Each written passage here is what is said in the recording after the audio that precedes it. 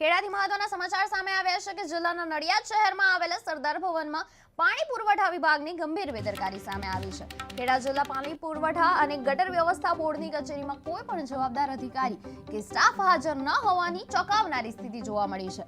કચેરી સંપૂર્ણપણે ખાલી હોવા છતાં લાઇટો અને પંખા ચાલુ રાખવામાં આવતા વીજળીનો ખુલ્લેઆમ વ્યય થતો નજરે પડ્યો છે। આશ્ચર્યની વાત એ છે કે કચેરીના નોટિસ બોર્ડ પર જ કર્મચારીઓને ઓફિસ છોડતા પહેલા તમામ ઇલેક્ટ્રોનિક ઉપકરણો બંધ રાખવા અંગે કડક સૂચના આપવામાં આવેલી છે, છતાં અહીં જ તેનું પાલન થતું નથી। અધિકારી વર્માને મળવા નાગરિકો બીજી વખત આવ્યા હોવા છતાં તેઓ ગેરહાજર રહ્યા, જેના કારણે કચેરીએ આવતા નાગરિકોને ભારે નિરાશા ભોગવવી પડી છે। સરકારી કચેરીમાં આવી બેદરકારી સામે હવે પ્રશ્ન એ ઊભો થાય છે કે આ મામલે ઉચ્ચ અધિકારીઓ દ્વારા કયા પ્રકારના પગલાં લેવામાં આવશે।